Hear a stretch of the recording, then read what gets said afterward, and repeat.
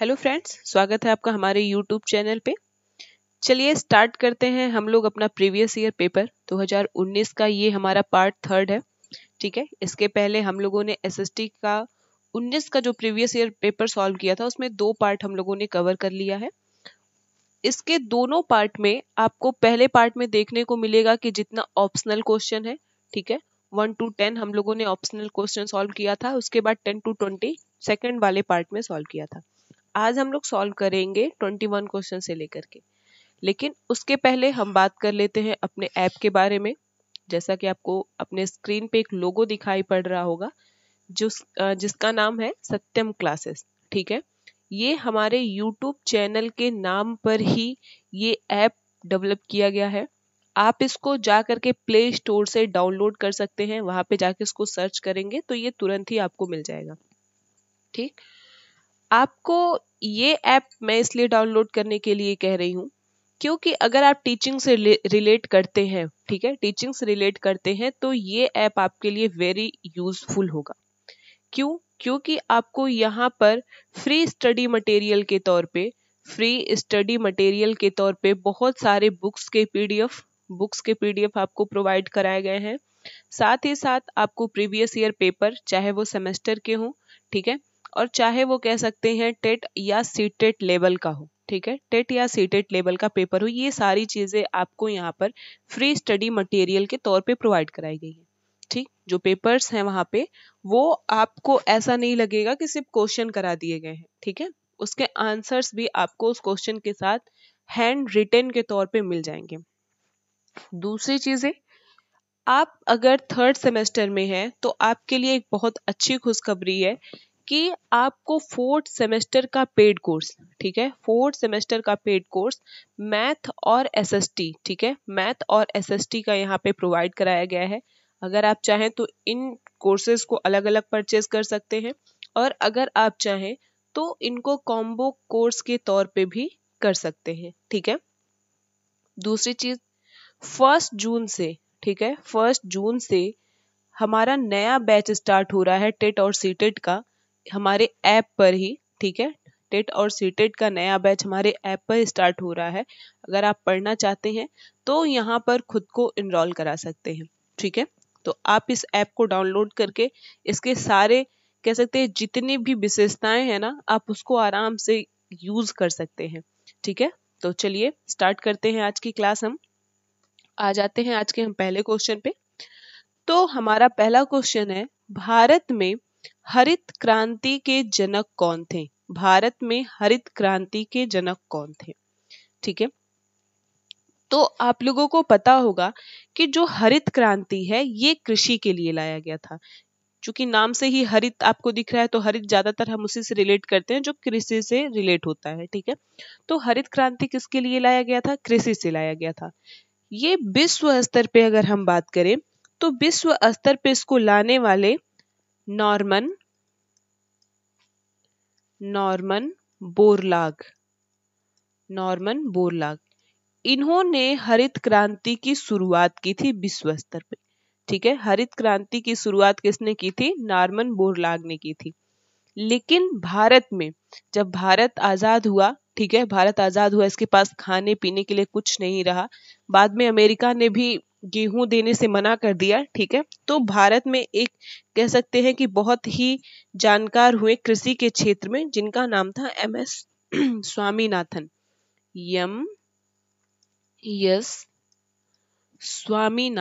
MS Swaminathan. ठीक है, तो आप इनके माध्यम से कह सकते हैं कि भारत में इनके माध्यम से हरित क्रांति की क्या हो गई? शुरुआत हो गई। तो इसीलिए भारत में हरित क्रांति का जनक किसको कहा जाता है? MS स्वामीनाथन को कहा जाता है। ठीक है, आप इस पॉइंट को नोट डाउन कर सकते हैं। भारत में हरित क्रांति के जनक, भारत में हरित क्रांति के जनक कौन थे? भारत में हरित क्रांति के जनक थे MS स्वामीनाथन। ठीक है, आप लोग हमको कमेंट में बताएंगे कि भारत में हरित क्रांति की शुरुआत कब हुई थी। ठीक है, भारत में हरित क्रांति की शुरुआत कब हुई थी? तो चलिए आ जाते हैं आज के अगले क्वेश्चन पे। तो हमारा अगला क्वेश्चन है, स्थल मार्ग के किन्हीं दो साधनों के नाम बताइए। कितना नॉर्मल क्वेश्चन है, इसको तो बताना ही नहीं पड़ेगा, ऐसे ही लोग लिख लेंगे। तो आप लोग को पता होगा कि परिवहन के लिए 3 मार्ग बनाए गए हैं। ठीक है, परिवहन के लिए 3 मार्ग बनाए हैं, जिसमें स्थल मार्ग होता है, दूसरा क्या होता है जल मार्ग होता है, और तीसरा क्या होता है वायु मार्ग होता है। ठीक है, वायु मार्ग होता है। तो जिसके थ्रू कह सकते हैं, जिसके माध्यम से हम सड़कों पर, जिन साधनों के माध्यम से हम सड़कों पर आवागमन को सुचारू रूप से चला पाते हैं, उनको स्थल मार्ग के साधन कहते हैं। जैसे क्या हो जाएगा, तो स्थल मार्ग के साधन में पहला हम लिख सकते हैं रिक्शा, लिख सकते हैं, बिल्कुल रिक्शे के माध्यम से हम एक जगह आ जा सकते हैं। ठीक, दूसरा पॉइंट हम क्या लिख सकते हैं, तो दूसरा हम लिख सकते हैं जिसके थ्रू हम कह सकते हैं कोई परिवहन या कोई आयात निर्यात का काम करें, या कह सकते हैं कि व्यक्तियों को ले जाने के लिए भी जो साधन होंगे वो भी स्थल मार्ग में आएंगे, तो हम बस लिख सकते हैं। ठीक है, और बहुत सारे साधन, कोई जरूरी नहीं है जो मैं बताऊं वही आप लिखें। ठीक है, तो जितने भी चीजें या कह सकते हैं जितने भी साधन स्थल पे चलते होंगे वो सब स्थल मार्ग के साधन आ जाएंगे, बस, ट्रक, रिक्शा, ठीक है, रेल, ये सारी चीजें हो जाएंगी। चलिए, तो नेक्स्ट क्वेश्चन पे आ जाते हैं। आज का हमारा अगला क्वेश्चन है, सौर ऊर्जा से क्या अभिप्राय है, मतलब सौर ऊर्जा से आप क्या समझते हैं। तो सौर ऊर्जा को समझने से पहले हम जान लेते हैं सौर का अर्थ क्या होता है। ठीक है, सौर का अर्थ क्या होता है। आप लोग बहुत सुने होंगे सौर मंडल, सौर ऊर्जा, कभी आप सोचे कि सौर का मतलब क्या होता है। एट तो कह सकते हैं कि एट द पॉइंट, ठीक, क्या होता है सौर का मतलब। तो सौर का जो अर्थ होता है ना, सौर का अर्थ होता है सूर्य से जुड़ा हुआ। क्या होता है, सूर्य से जुड़ा हुआ। ठीक है, ये होता है सौर का अर्थ। यानी कि जो चीजें सूरज से जुड़ी होंगी उनको हम क्या कहते हैं, सौर कहते हैं। जैसे आप पढ़ते हैं सौर मंडल, ठीक है, यानी कि सूरज से जुड़ा हुआ मंडल। ठीक, दूसरा चीज हम पढ़ते हैं सोलर पैनल, ठीक है, या सौर ऊर्जा पैनल। ठीक है, तो सूरज से जुड़ा हुआ जो हम पैनल बनाते हैं जिसके माध्यम से हमें ऊर्जा प्राप्त होती है। ठीक है, सोलर सेल आप लोग सुने होंगे, बहुत सारी चीजें, मतलब सौर हिंदी में बोलते हैं, सोलर उसी को हम इंग्लिश में बोलते हैं। ठीक है, तो सौर ऊर्जा से क्या अभिप्राय है, तो आप इसको लिख सकते हैं कि सूर्य से प्राप्त होने वाली ऊर्जा को सौर ऊर्जा कहते हैं, सौर ऊर्जा कहते हैं। ठीक है, सूरज से प्राप्त होने वाली ऊर्जा को सौर ऊर्जा कहते हैं। ठीक है, दूसरा पॉइंट, ये कभी खत्म नहीं होगा, जो कभी समाप्त नहीं हो सकता, ऐसे भी करके और आगे लिख सकते हैं आप, जो कभी समाप्त नहीं हो सकता, जो कभी समाप्त ना होने वाला है, ठीक है, तो ऐसे जो भी विशेषताएं हैं आप इसके माध्यम से लिख सकते हैं। बस अभिप्राय पूछा था तो हम बता दिए, सूर्य से प्राप्त होने वाली ऊर्जा को क्या कहते हैं, सौर ऊर्जा कहते हैं। ठीक है, चलिए नेक्स्ट क्वेश्चन पे आ जाते हैं। तो आज का हमारा अगला क्वेश्चन है, मजबूती के आधार पर लौह धातु कितने प्रकार के होते हैं। ठीक है, देखिए लोहे को पूछ रहा है, लोहे के जो धातु होते हैं वो कितने प्रकार के होते हैं, लेकिन यहाँ पे आधार क्या बताया है, यहाँ पे आधार बताया मजबूती। ठीक है, तो अगर हम देखें तो आप लोगों ने सुना होगा हेमेटाइट लोहा, सुने हैं कि नहीं, हेमेटाइट लोहा, तो ये मजबूती के आधार पे एक प्रकार का लोहा हो जाएगा। दूसरा एक हम कह सकते हैं मैग्नेटाइट,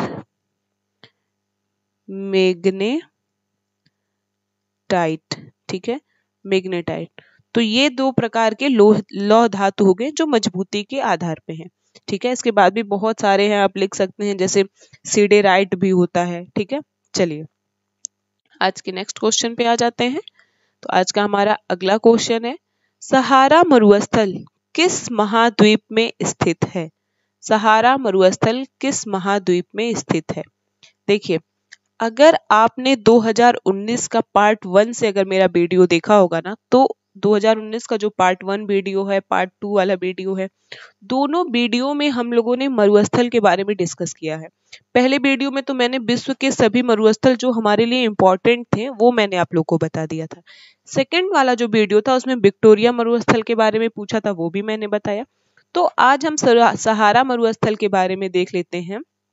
जो सहारा मरुस्थल है ना, ये बहुत बड़ा मरुस्थल है, ठीक है, विश्व का सबसे बड़ा मरुस्थल माना जाता है, लेकिन गर्म, ठीक है। और सहारा मरुस्थल जो है, इसकी स्थिति अगर आप देखेंगे तो ये पड़ता है अफ्रीका में। कहाँ पड़ता है?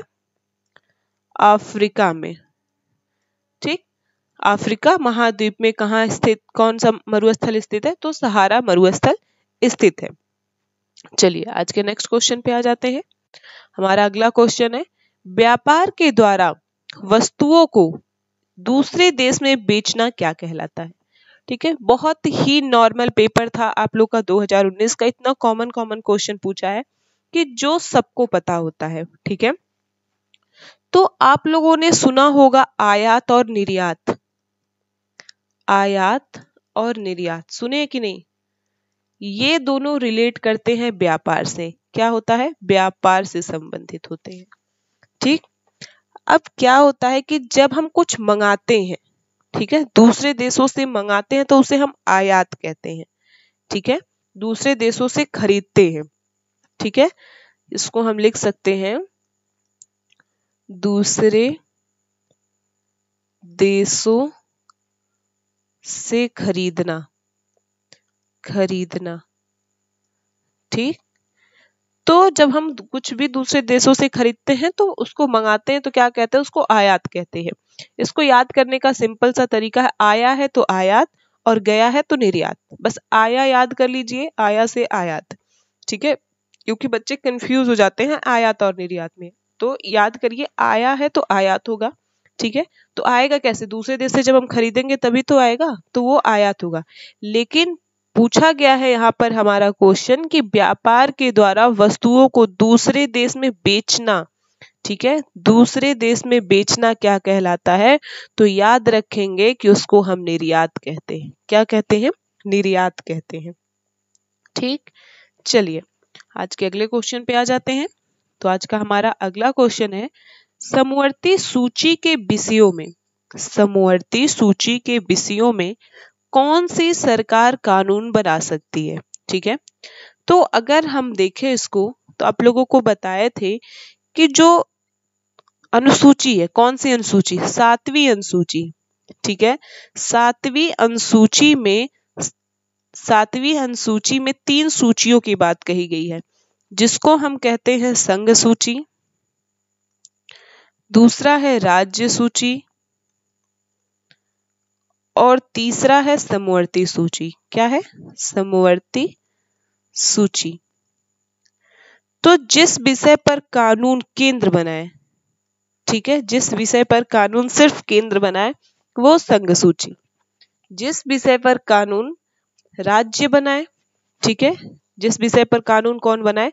राज्य बनाए, वो राज्य सूची। और समवर्ती सूची क्या होता है? केंद्र और राज्य, केंद्र और राज्य दोनों मिल करके जिस विषय पर कानून बनाएंगे वो क्या कहलाएगा? समवर्ती सूची कहलाएगा। यही आपका क्वेश्चन था कि समवर्ती सूची के विषयों पे कौन सी सरकार कानून बना सकती है। तो आप याद रखेंगे केंद्र और राज्य दोनों समवर्ती सूची पर कानून बना सकते हैं। अगर केंद्र चाहे तो राज्य के फैसले को नकार करके अपना फैसला लागू कर सकती है, ठीक है। अगर केंद्र का जो कह सकते हैं कि बेहतर है राज्य से कोई भी कानून, तो केंद्र का ही लागू होता है, ठीक। चलिए नेक्स्ट क्वेश्चन पे आ जाते हैं।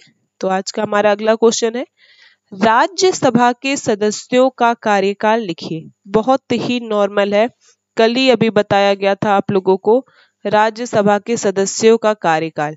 और आगे पूछा गया है इसी में कि इसके 1/3 सदस्य कितने वर्ष बाद अवकाश ग्रहण करते हैं, ठीक है। तो राज्यसभा के जो सदस्य होते हैं, ठीक है, राज्यसभा के जो सदस्य होते हैं, सदस्यों का जो कार्यकाल होता है, सदस्यों का कार्यकाल जो होता है 6 वर्ष होता है। सदस्यों का कार्यकाल कितने वर्ष होता है? 6 वर्ष होता है। और इसके जो 1/3 सदस्य होते हैं, 1/3 सदस्य जो होते हैं वो हर दूसरे वर्ष पे, ठीक है, हर दूसरे वर्ष पर क्या करते हैं? अवकाश ग्रहण करते हैं, रिटायर होते हैं, ठीक है, 2 वर्ष बाद अवकाश, ठीक है। कैसे होता है ये? मान लीजिए कि हम लोगों ने कह सकते हैं कि 35 सदस्यों का भर्ती कराया, लेकिन ये 35 एक साथ नहीं आते हैं, ठीक है, इस 35 में कहीं से 2 आएंगे, कहीं किसी राज्य से 1 सदस्य आएंगे।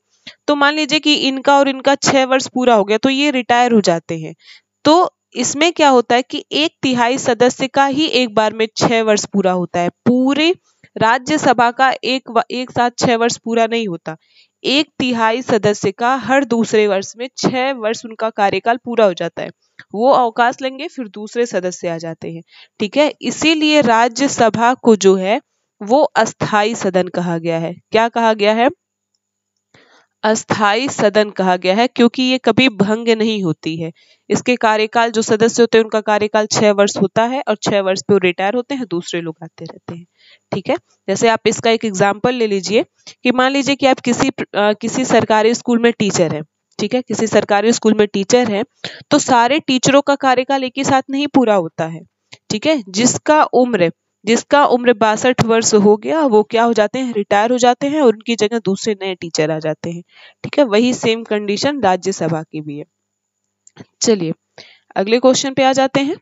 तो आज का हमारा अगला क्वेश्चन है, भारतीय संसद किससे मिलकर बनी है? भारतीय संसद किससे मिलकर बनी है? तो आप याद रखेंगे, भारतीय संसद के 3 अंग होते हैं, ये हम कितनी बार बता चुके हैं, और वही तीनों से मिलकर के ये संसद बनती है, जिसमें हमारा पहला आता है लोकसभा, दूसरा आता है राज्यसभा, और जो लास्ट में आता है वो क्या होता है? वो होता है राष्ट्रपति, ठीक है। तो भारतीय संसद जो है वो 3 लोगों से मिलकर के बनती है, जिसमें लोकसभा, राज्यसभा और राष्ट्रपति आते हैं, ठीक। चलिए तो आज के हम लास्ट क्वेश्चन पे चलते हैं। आज का हमारा अगला क्वेश्चन है कि भारत में प्रथम पंचवर्षीय योजना कब प्रारंभ हुई? भारत में प्रथम पंचवर्षीय योजना कब प्रारंभ हुई? तो देखिए, भारत में जो प्रथम पंचवर्षीय योजना है उसकी शुरुआत जो कह सकते हैं कि भारत के प्रथम प्रधानमंत्री कौन थे? पंडित जवाहरलाल नेहरू थे, ठीक है। उन्होंने ही पंचवर्षीय योजना को शुरुआत करने का एक कह सकते हैं कि दौर शुरू किया, और प्रथम पंचवर्षीय योजना की शुरुआत हुई थी 1951 में, ठीक है। कब हुई थी? 1951 में हुई थी। अगर आप डेट के साथ लिखना चाहते हैं तो लिख सकते हैं 8 दिसंबर 1951 को, ठीक है। और इसका जो उद्देश्य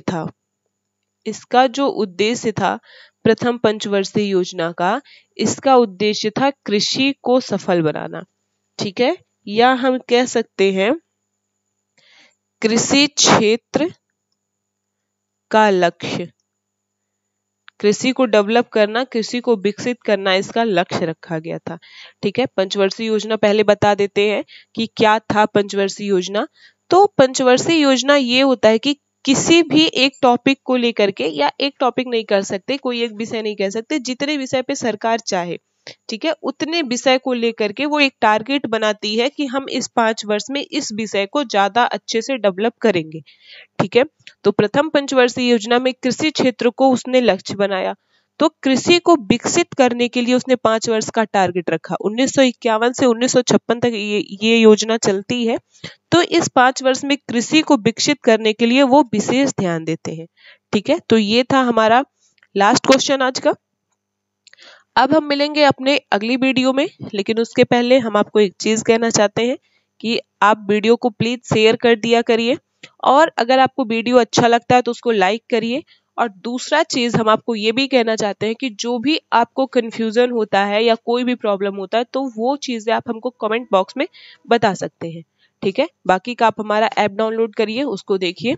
तब मिलते हैं अपने नेक्स्ट वीडियो में, तब तक के लिए थैंक यू दोस्तों।